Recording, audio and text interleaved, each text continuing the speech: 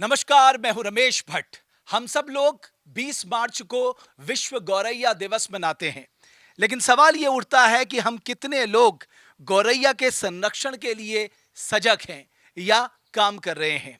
देवभूमि उत्तराखंड के एक ऐसे ही प्रांगण में आज मैं पहुंचा हूं जिन्होंने गौरैया के संरक्षण के लिए 1997 से काम करना शुरू कर दिया था और सब लोग उन्हें जानते हैं गौरैया वाले गुरुजी नाम से।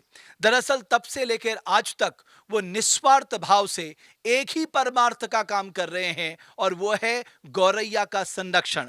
और मेरे साथ मौजूद हैं गौरैया वाले गुरुजी जिन्होंने अभूतपूर्व काम किया, जिनकी जितनी तारीफ की जाए कम है। यूं तो कक्षा 9 और 10 के बच्चों को ये गणित पढ़ाते हैं, मैथमेटिक्स पढ़ाते हैं, लेकिन इनका जो मूल भाव है बच्चों को शिक्षा देने के साथ साथ गौरैया का संरक्षण करना भी है।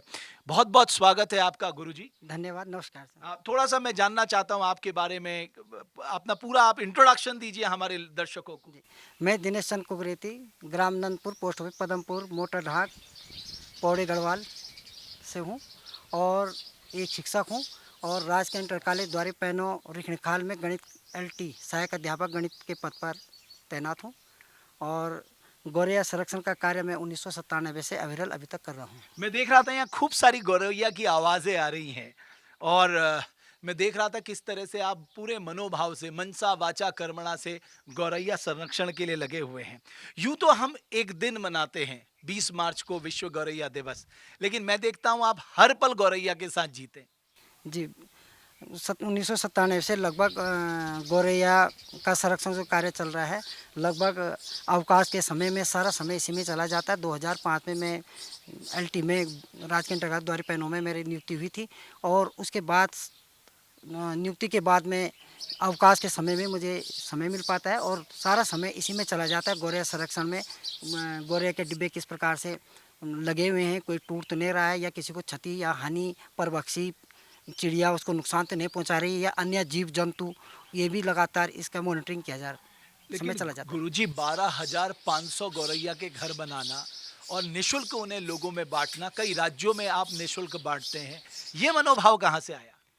ये मनोभाव इस मेरे मन में आया कि गौरैया लगभग समाप्त हो चुका था, विलुप्त। तो मैं सोचता था कि मेरे घर से गौरैया बचना संभव नहीं है। मेरे घर से पास में जहाँ तक भी गौरैया दिखाई दे वहाँ पर गौरैया के लिए एक नेस्ट बॉक्स लगे और उसके अंडे बच्चे हों और उसमें संख्या में वृद्धि हो, क्योंकि जितनी ज़्यादा क्षेत्र में हम गौरैया के डब्बे लगाएंगे, नेस्ट बॉक्स लगाएंगे, गौरैया उतना ही ज़्यादा बचेगा, क्योंकि एक क्षेत्र से बचाना गौरैया के लिए संभव नहीं है। अच्छा, गौरैया का एक हमने देखा वो ह्यूमन हैबिटेट में आसपास ज्यादा रहती है। गौरैया जंगलों में नहीं रहती, वो इंसानों के साथ रहना पसंद करती थी। पहले हमारे घरों में वो खुद अपना घोंसला बना देती थी, लेकिन अब वो घर बदल गए, घर का रंग रूप बदल गया, तो गौरैया के लिए जगह बची नहीं। इसलिए आपने जो है वो नेस्ट हाउस बना रखे हैं। लेकिन आपको लगता है कि गौरैया किसी भी इकोसिस्टम का एक बैरोमीटर है? यानी अगर गौरैया वहां पर फल फूल रही है तो इसका मतलब वो इकोसिस्टम आसपास की रहने की जगह ठीक है। जी, बिल्कुल। गौरैया जो है हमारे ये पर्यावरण का घोतक है। अगर गौरैयों की संख्या में कमी हो रही है तो कहीं ना कहीं हमारा पर्यावरण प्रदूषित हो रहा है, क्योंकि हमें देखते हैं कि गौरैया वहीं पर घोंसला बनाती है जहाँ पर हम या हमारी मवेशी रहती है, हमारे किचन है जहाँ पर हम उठने बैठते हैं।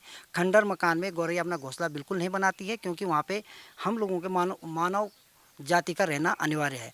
और ये देखा गया है कि जब जब गौरैया की संख्या कमी हुई है तब तक हमारे यहाँ पर कहीं ना कहीं कोई ना कोई बीमारियाँ फैली हैं, वायरस फैला है, विभिन्न प्रकार की बीमारियाँ से लोग ग्रसित हुए हैं। तो गौरैया के लिए निश्चित तौर से मैं कहता हूँ कि गौरैया की संख्या जहाँ कमी हो तो वहाँ पे जान लीजिए कि हमारा पर्यावरण उतना प्रदूषित हो चुका है।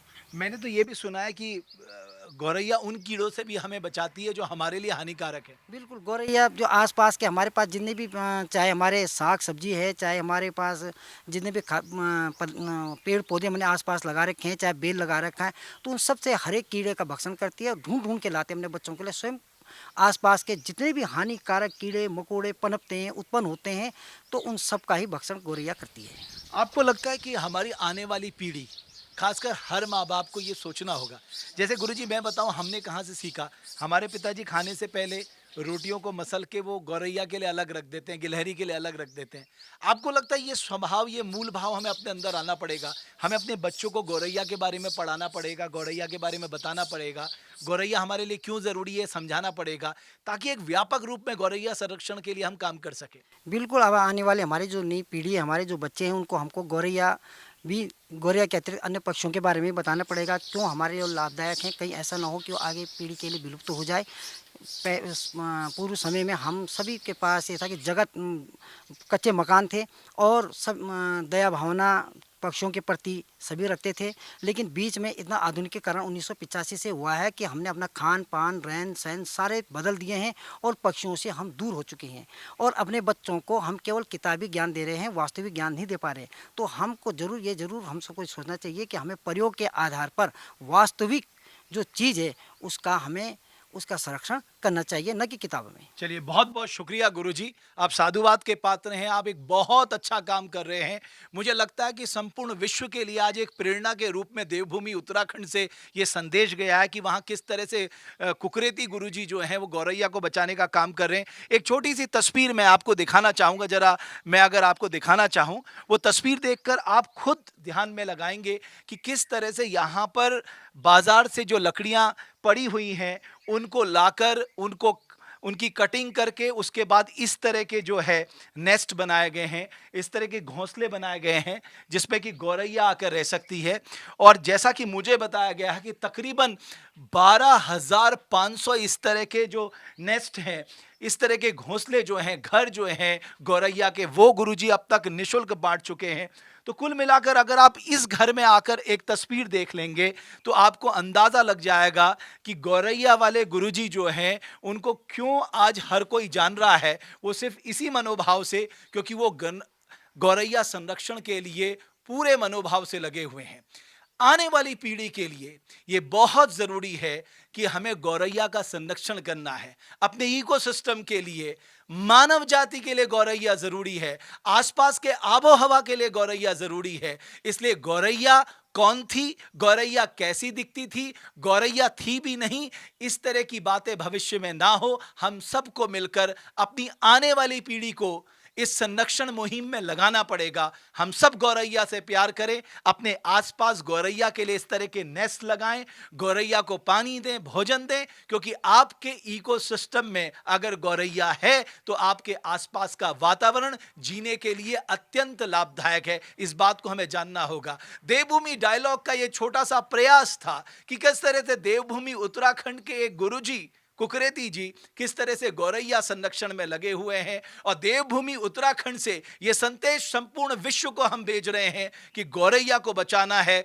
गौरैया को बचाना है, गौरैया को बचाना है। बहुत बहुत धन्यवाद आप सभी का।